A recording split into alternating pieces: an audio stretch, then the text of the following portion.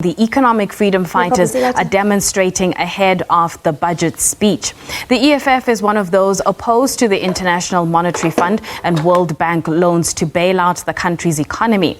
Party spokesperson Sinawa Tambo says the party is not expecting anything new from Godongwana. SABC News reporter Mariska Botha is tracking those protests for us. Mariska, thank you so much for your time. What's the latest on that front?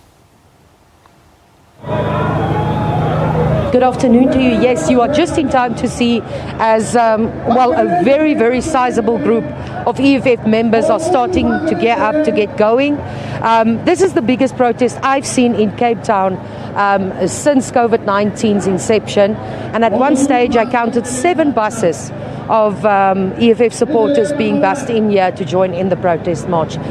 You are absolutely correct. We spoke earlier to the Deputy General Secretary, Poppy Mailola, and she said to us they are strongly opposed to the IMF loans and from the World Bank, saying that these loans come at a very high expense to the people of South Africa. They're saying instead land distribution without compensation should be put into place immediately so that people can set up shop. For example, she gave us an example of warehouses where people can start setting up factories for sewing and clothing. And they propose that the income in South Africa must be generated from within and not from expensive loans like the IMF and the World Bank that also comes with conditions. You can hear they're getting people ready. They were telling them people must stay behind the marshals, and they're going to make their way down that way behind the camera towards Parliament. This is not the only protest action in town today.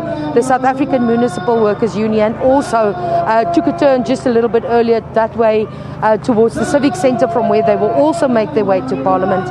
And we understand the South African Federation of Trade Unions will also be making their way to Parliament. So we're in for an interesting day. But right here, right now, opposite the Cape Peninsula University of Technology, the EFF is getting ready to march on Parliament.